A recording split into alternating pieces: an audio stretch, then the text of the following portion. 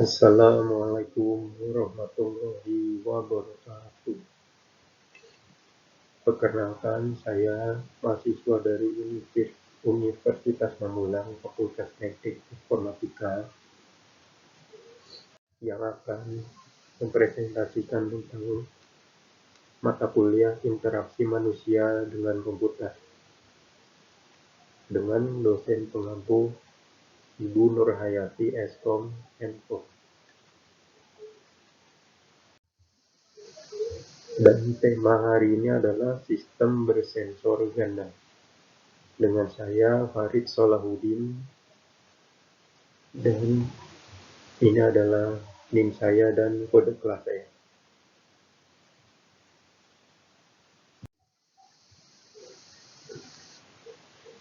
Oke, tujuan pembahasan. Tujuan pembahasan di sini adalah latar belakang, pengertian sistem bersensor ganda, usable sensory input, multimodal dan multimedia system, speak dan non-speak sound. Di situ juga ada masing-masing percabangannya lagi.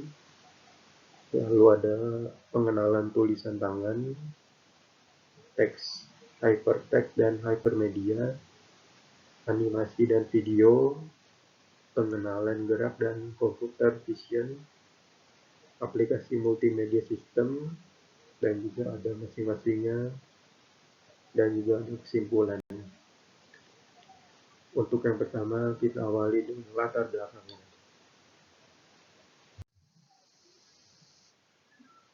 Latar belakangnya. Dalam perkembangan teknologi, terutama dalam bidang informatika, saat ini manusia semakin mudah dalam melakukan pekerjaannya. Interaksi manusia dengan komputer sendiri merupakan rangkaian proses, dialog, dan kegiatan yang dilakukan oleh manusia untuk berinteraksi dengan komputer yang keduanya saling memberi masukan dan umpan balik melalui sebuah antarmuka untuk memperoleh hasil akhir yang diharapkan. Lanjut kita ke bagian pengertian sistem bersensor ganda. Sistem bersensor ganda adalah suatu sistem yang menggunakan lebih dari satu channel sensor dalam melakukan interaksi dengan usernya. Sistem ini mempunyai kegunaan yang diantaranya: 1. Penggunaan saluran sensor secara bersamaan akan meningkatkan bandwidth interaksi antara manusia dan komputer. 2. Membuat interaksi manusia dan komputer menjadi seperti interaksi antara manusia dan lingkungannya. Dan sekarang kita masuk ke usable sensory input, yaitu adalah ada 5 sensor input yang dimiliki manusia, yaitu adalah 1. Penglihatan atau visual. Yang dimaksud penglihatan ini adalah merupakan sensor yang paling utama digunakan dalam berkomunikasi. Kedua, suara, sound. Suara ini digunakan terbatas pada beberapa interface. Contohnya, suara beep digunakan untuk nada warning atau peringatan.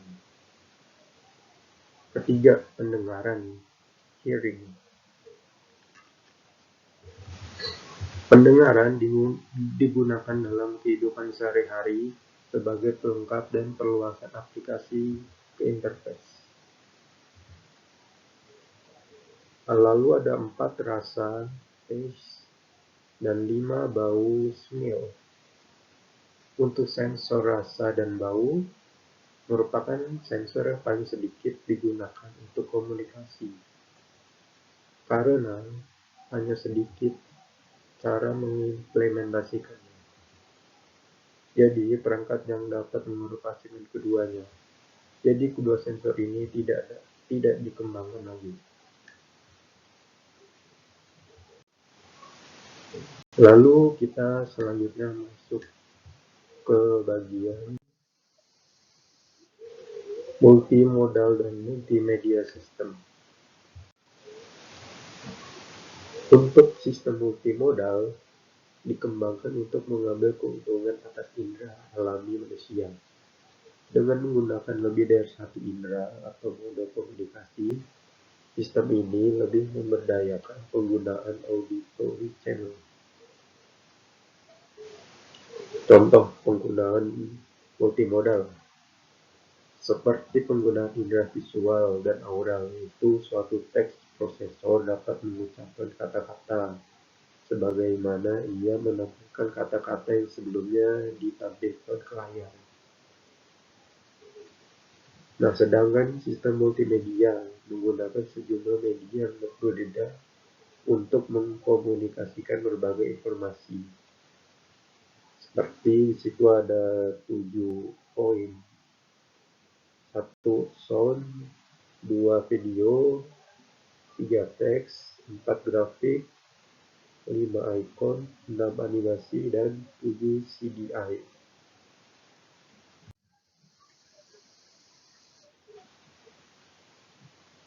Lalu di sini ada speak dan non-speak sound. Di sini perkataan adalah atau spek. Banyak digunakan dalam tampilan interface.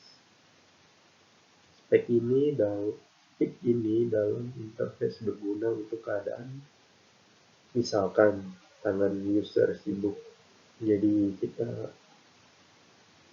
perkataan yang spek itu bisa digunakan. Kedua, mata user harus memperhatikan sesuatu. Baru itu perkataan spek yang di sistem akan digunakan juga. Lalu ketiga, kondisi yang tidak memungkinkan menggunakan keyboard. Misalkan meja tempat kerja user berantakan dan banyak tumpukan kertas.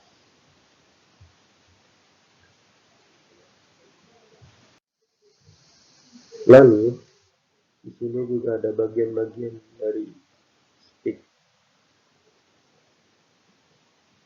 Yang pertama adalah struktur perkataan. Struktur dasarnya adalah bahasa Inggris terdiri dari 40 fonem.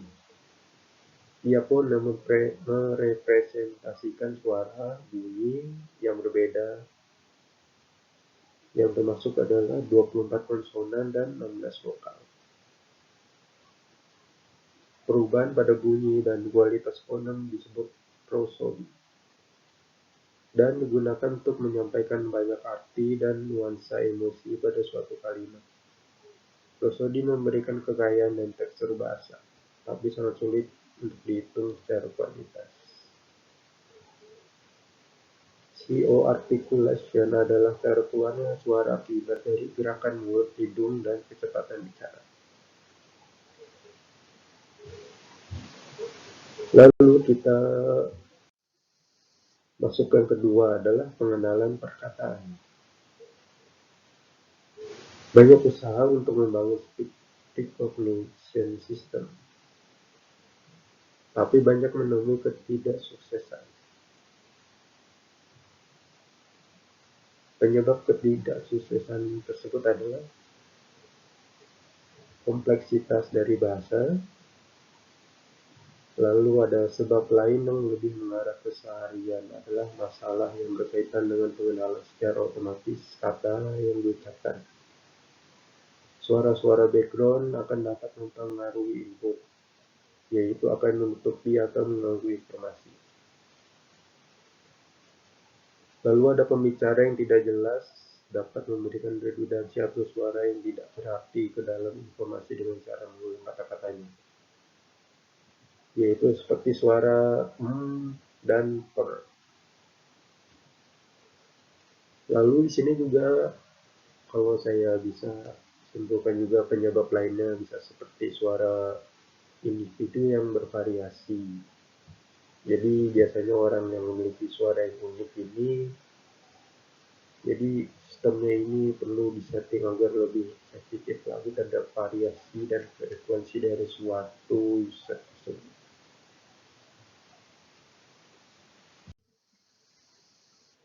Lalu di sini adalah yang ketiga, perkataan buatan atau speech synthesis. Speech synthesis merupakan pelengkap dari speech recognition atau yang sebelumnya. Ide agar dapat berbicara dengan komputer merupakan hal yang menarik bagi banyak user, khususnya bagi mereka yang tidak bisa komputer. Masalah yang ada pada speech synthesis adalah user sangat sensitif terhadap variasi dan informasi bicara. Sebab itu, mereka tidak dapat mentolerir ketidaksempurnaan pada speech synthesis. Lalu, output dalam bentuk suara, spoken output, jadi tidak dapat diulang atau digos dengan mudah. Lalu, meningkatnya noise atau berisik pada lingkungan kantor, atau bila menggunakan headphone akan meningkatkan biaya. Jadi, speech synthesis juga merupakan transformasi dari teks ke arah suara. Sistem ini digunakan sebagai sistem komunikasi untuk membantu orang-orang yang kehilangan kemampuan melihat dan membaca. Jadi sistem ini perlu juga ya untuk orang-orang yang mempunyai kekurangan dalam melihat dan membaca. Lalu kita masuk ke keempat, bagian 4, suara bukan ucapan, non-speak sound. Non-speak sound digunakan sebagai alarm dan warning atau status informasi. Penampilan informasi yang redundan dapat meningkatkan kinerja user. Contohnya, user dapat mengingat suara yang mencerminkan icon tertentu, tapi bukan tampilan visualnya. Di sini bisa kita bedakan perbedaan antara speak dan non-speak.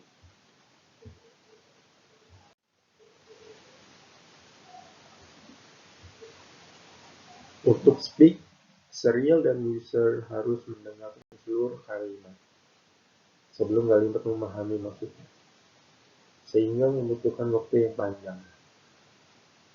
Lalu, kita perlu memahami dan menerjemahkan untuk mengetahui bahasa yang digunakan. Itu untuk speak. Kalau yang non-speak, itu adalah dapat disosiasikan. Dibutuhkan waktu lebih pendek untuk memahaminya. Ini juga ucapannya juga bahasanya universal, mempunyai arti yang sama di seluruh dunia. Lalu menyediakan informasi status, berbeda dengan speak yang tidak mempunyai informasi status. Dan juga navigasi sistem.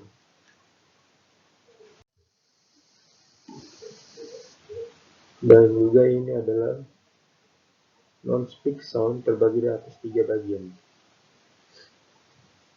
Yang pertama adalah soundtrack, adalah suatu word processor dengan sebuah interface auditori yang didesain untuk user yang bermasalah dengan alat visualnya. Lalu icon auditori menggunakan suara alami untuk mempresentasikan tipe objek dan aksi yang berbeda di interface.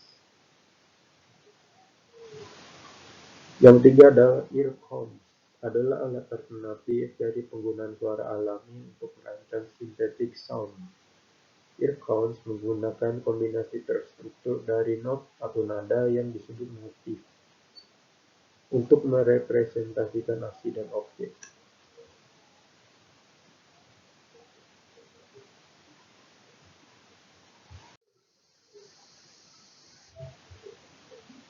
Dan ini kita masuk ke bagian F, pengenalan tulisan tangan atau handwriting recognition. Handwriting recognition adalah suatu kemampuan komputer untuk menerima dan mentafsirkan input tulisan tangan yang dapat dimengerti dari sumber seperti dokumen, foto, layar sentuh, dan perangkat lainnya. Tapi, kita tahu sendiri bahwa tulisan tangan per orang itu sangat bervariasi. Ada yang bagus, ada yang jelek, ada yang sedang, dan tiap orang berubah-ubah tulisan tangannya dari hari ke hari. Dan ini menimbulkan kesulitan untuk sistem untuk mengenalkan tulisan tangannya, yang bekerja dengan mencoba mengidentifikasikan baris-baris yang berisi teks, dan kemudian memilah-milah image yang diidentifikasi ke dalam karakter yang terpisah. Walaupun demikian, ketika tulisan ditulis secara individual dengan sedikit pemisahan, mungkin kesuksesan sistem menjadi lebih layak. Walaupun sistem harus dilatih untuk mengenali karakteristik macam-macam user. Ini seperti stick. Tulisan tangan merupakan bentuk alami dari komunikasi. Tulisan tangan menawarkan input tekstual dan input grafik dengan menggunakan alat yang sama. Contoh teknologi yang digunakan adalah digitizing tablet. Nah, di sini adalah contoh gambar dari digitizing tablet yang alat untuk pengenalan tulisan tangan. Jadi, perangkat ini sebuah masukan yang berbentuk bentuknya datar, seperti papan yang memiliki beberapa tombol. Di situ ada tombol di bagian samping dan sebuah pena khusus untuk menulis dan menggambar sesuatu teks atau objek yang bersambung pada komputer. Alat ini juga bisa berfungsi untuk mengubah data analog menjadi data digital.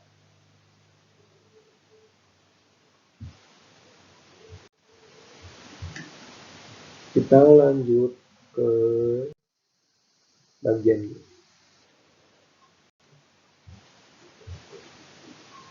Teks, hypertext, dan hypermedia. Teks adalah format umum untuk output dan berguna dalam berbagai situasi.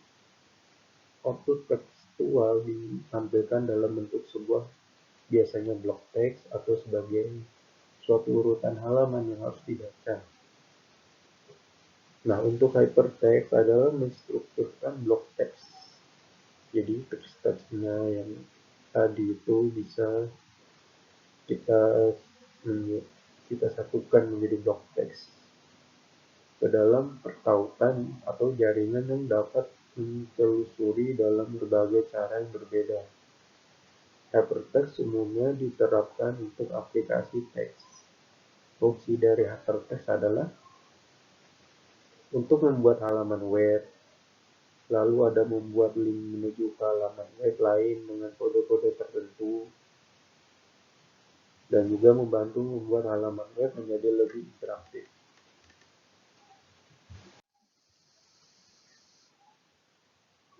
Lalu di sini hypermedia adalah perpanjangan dari hypertext. Struktur hypermedia mirip dengan hypertext, tetapi tidak terbatas hanya pada teks seperti hypertext. Jadi umumnya digunakan untuk sistem yang meliputi media lainnya. Terutama di sini bisa kita menggunakan sound dan video. Nah, fungsi dari hypermedia adalah yang pertama bisa menggerakkan serangkaian informasi tanpa harus melalui struktur yang telah ditetapkan. Lalu yang kedua adalah untuk authority. Jadi untuk user juga sih yang buat atau menulis koleksi informasi khusus mereka dengan cara menambahkan teks, grafik, serta audio yang diinginkan.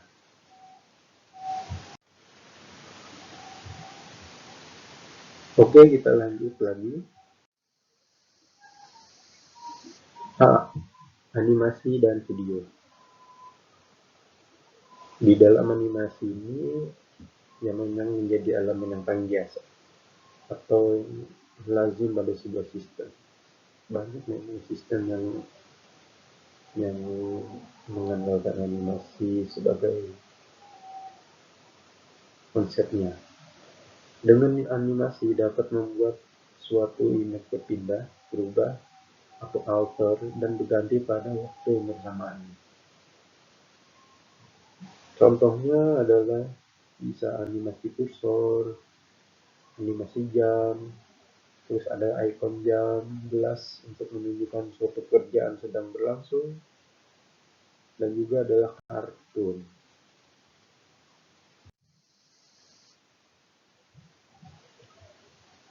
Di sini adalah video. Kita masih di animasi dan video, dan kita masuk ke video dan digital video. Ini video dan digital video bisa memperluas potensi interface dan memberikan desainer tool atau alat lain dan cara lain untuk menampilkan informasi. Media penyimpanan digital ada salah satunya adalah dalam bentuk CD atau compact disc. Nah, di sini adalah macam-macam CD-nya. Di antaranya adalah ada CDI. CDI ini mempunyai video yang terbatas kapasitasnya ini ya. Dan kapasitasnya adalah still English.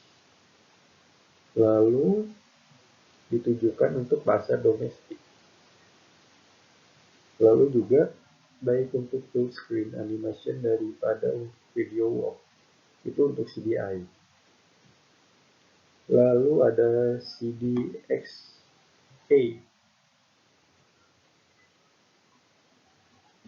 Nah, CDXA ini adalah pengembangan dari CDI. Lalu lebih mendukung audio digital dan still image.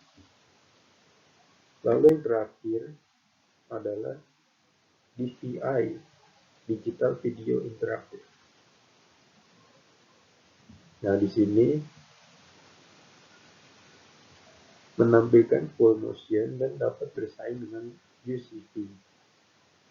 Dapat menampilkan full motion video ke dalam single CD lebih dari 1 jam ini adalah kelebihan dari DVI. Lalu kita akan selanjutnya adalah bagian I, pengenalan gerak dan computer vision. Gerakan adalah komponen IMK yang menjadi pusat perhatian dalam multimodal system. Dengan beberapa gerakan untuk mengkontrol komputer adalah merupakan suatu keuntungan pada situasi di mana tidak ada kemungkinan untuk melakukan pengetikan atau ketika panca indera lainnya tidak bisa digunakan. Beda dengan stick dan handwriting, gerakan merupakan satu, user independent, 2. Subject to variation, 3. CO articulation.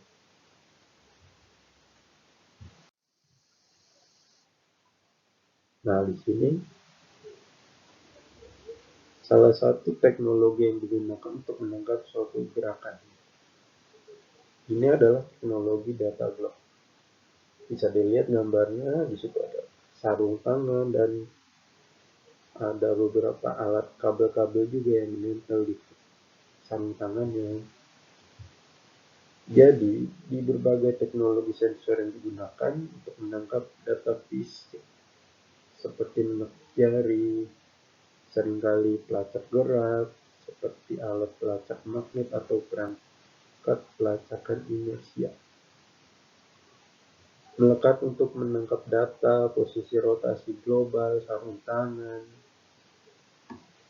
Gerakan-gerakan ini kemudian diinterpretasikan oleh perangkat lunak yang menyertai sarung tangan. Sehingga setiap satu gerakan dapat berarti banyak hal. Di sarung tangan kemudian dapat dikategorikan menjadi informasi yang berguna, seperti untuk mengenali sign language atau fungsi simbolis lainnya. Sarung tangan mahal high-end kabel juga dapat memberikan umpan balik haptik yang merupakan simulasi dari indera peraba. Hal ini memungkinkan sarung tangan kabel juga digunakan sebagai perangkat output. Secara tradisional, sarung tangan kabel ini hanya tersedia dengan biaya besar, jadi nggak sembarangan saat ini. Dengan tikungan sensor jari dan perangkat pelacakan harus dibeli secara terpisah. Sarung tangan kabel sering digunakan dalam lingkungan virtual reality. Nah, untuk virtual reality nanti kita akan bahas juga ya. Sekarang kita lanjut lagi.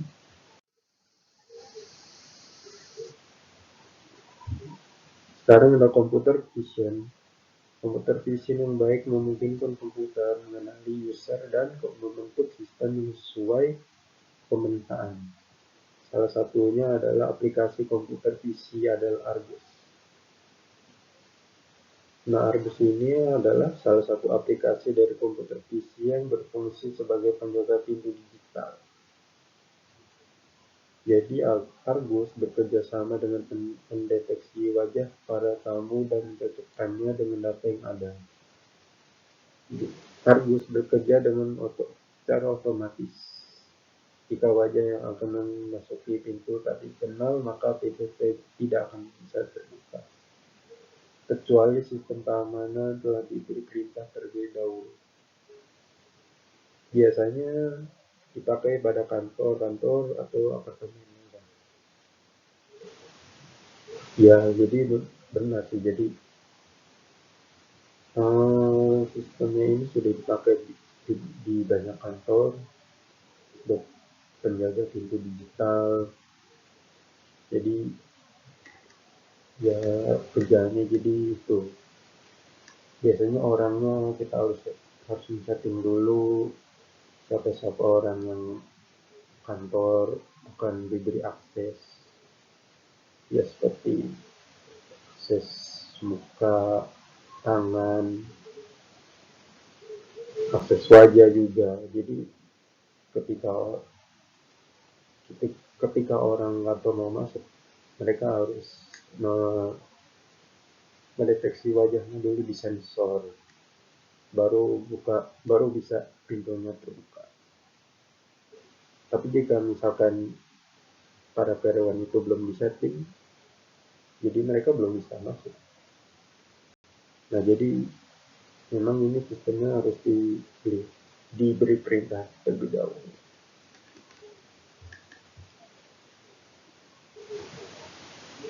Lalu kita masuk ke aplikasi multimedia. Nah, ini yang pertama adalah interface untuk penggunaan kebutuhan khusus. Interface untuk user dengan kebutuhan khusus terfokus pada penyediaan sistem interaktif bagi mereka yang kebutuhannya tidak disediakan oleh komputer standar. Biasanya hal ini karena interface menggunakan saluran input atau output yang tidak dapat digunakan dengan efektif oleh user. Berkembangnya penggunaan graphical interface mengurangi kemungkinan bagi user yang mengalami kerusakan visual atau penglihatan. Standar interface saat ini adalah graphical interface, karena interface yang berkembang saat ini banyak menggunakan gangguan grafik. Maka akses ke komputer bagi user yang mengalami kesulitan penglihatan malah berkurang. Hal ini disebabkan output dalam bentuk braille tidak dapat digunakan untuk merepresentasikan gambar. Nah, jadi Untuk user yang mengalami gangguan bicara, pendengaran, ini multimedia sistem menyediakan beberapa alat komunikasi juga, termasuk juga synthetic speech dan komunikasi berdasarkan teks dan konferensi sistem.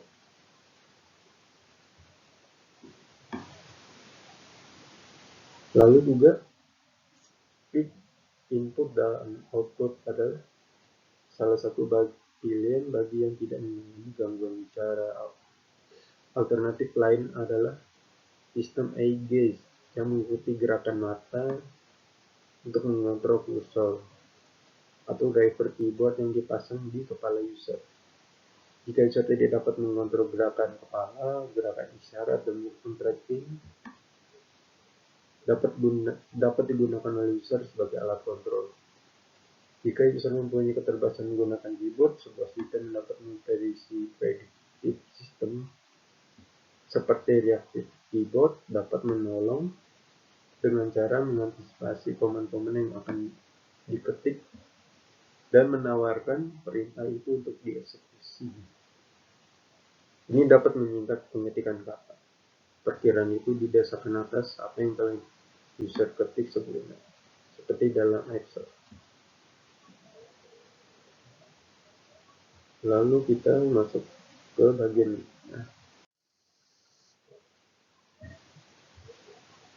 Nah, di sini kita masuk ke virtual reality. Virtual reality atau disingkat VR, yaitu adalah berhubungan dengan simulasi yang diciptakan komputer atas suatu situasi di mana user seolah-olah berada dalam situasi itu. Jadi itu adalah simulasi,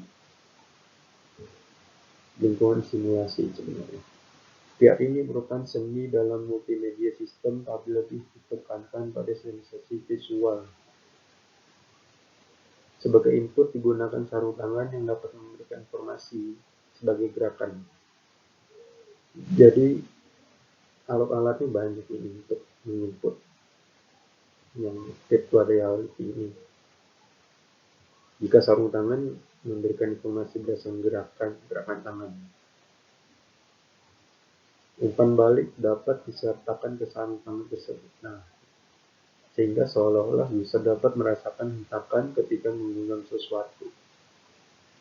Jadi sarung tangan ini sangat berinteraksi juga dengan kita agar kita bisa berinteraksi dengan lingkungan virtual.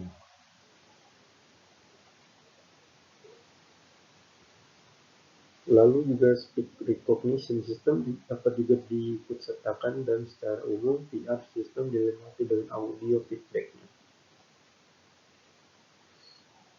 Nah juga ini sebenarnya bukan cuma sarung tangan, jadi ada headset khusus juga di virtual reality.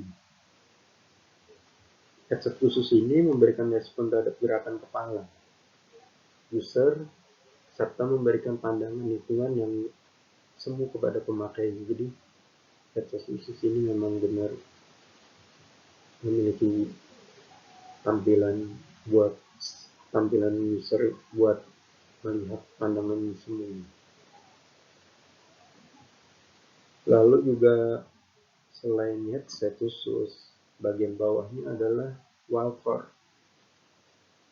Itu kayak pijakan kaki juga itu sebenarnya, untuk merespon gerakan kaki dan memberikan efek semu juga kepada kaki seperti di dunia nyata.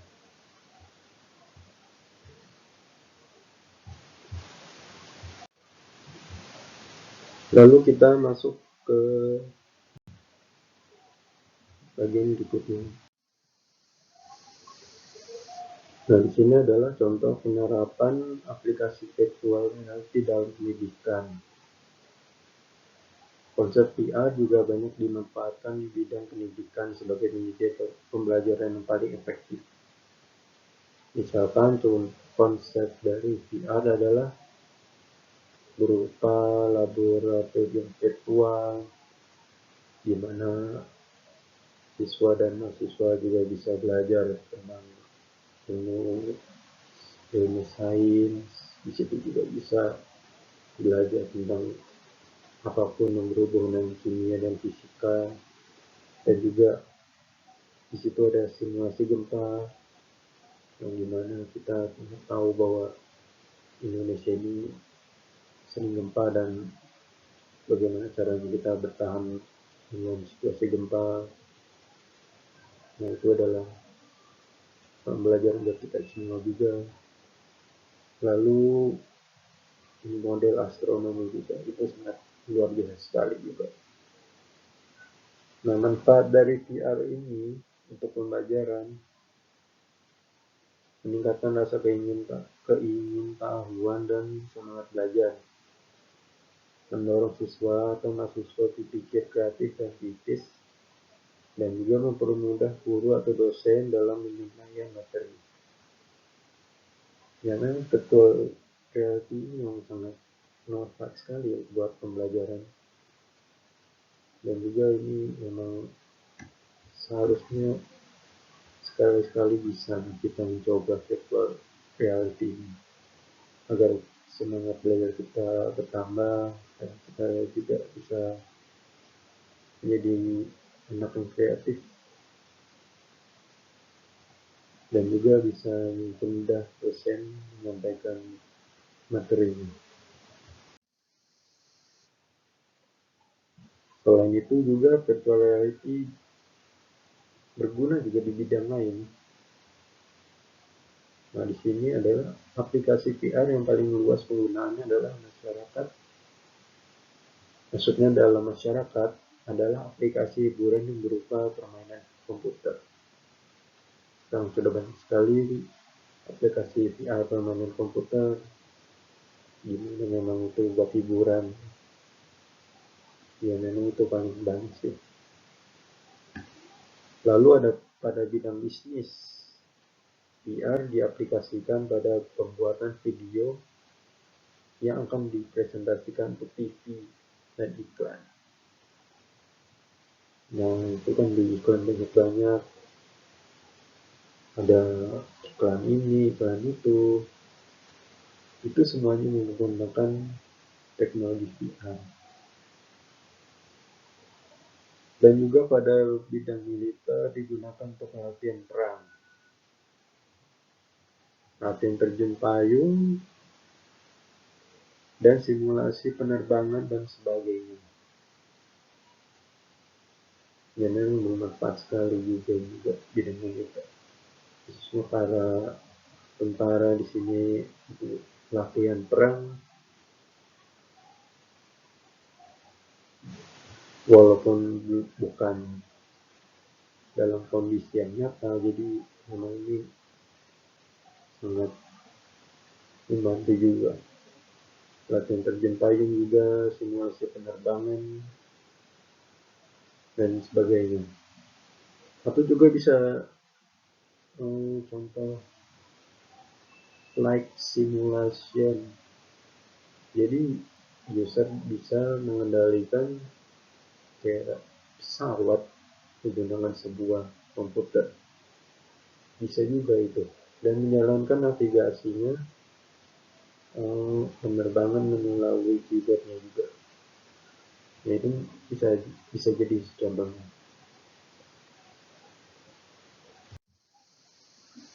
Dan juga ini kita masuk bagian akhir, kesimpulan yang saya bisa simpulkan adalah, jadi sistem sensor ganda ini merupakan suatu teknologi yang sudah berkembang pesat hingga saat ini. Lalu juga sudah banyak sekali contoh penerapannya. Dan hal ini akan membuat interaksi manusia dengan komputer menjadi seperti interaksi antara manusia dan lingkungan. Ya kayak contoh virtual reality aja tadi. Ini itu memang benar. Lalu sistem sensor ganda bukan hanya untuk kita yang memiliki indera yang masih sempurna, seperti kita yang masih bisa mendengar dengan baik, melihat dengan baik. Nah, Di sini juga sebenarnya sistem bersensor ganda juga menciptakan untuk user atau pengguna yang memiliki keterbatasan inderanya, atau bisa keterbatasannya jadi ya kayak kelainan kelainan juga inderanya atau kelemahan indera-inderanya yang sudah tidak berfungsi lagi, seperti keterbatasan visual, pendengaran, dan lainnya. Dan terakhir, sistem ini juga sangat bermanfaat untuk bidang pendidikan, terutama para pelajar yang ingin lebih tahu tentang teknologi VR dan juga penggunaannya, dan juga untuk bidang-bidang lainnya. Ya, itu adalah kesimpulan yang bisa saya buat dalam presentasi yang singkat ini.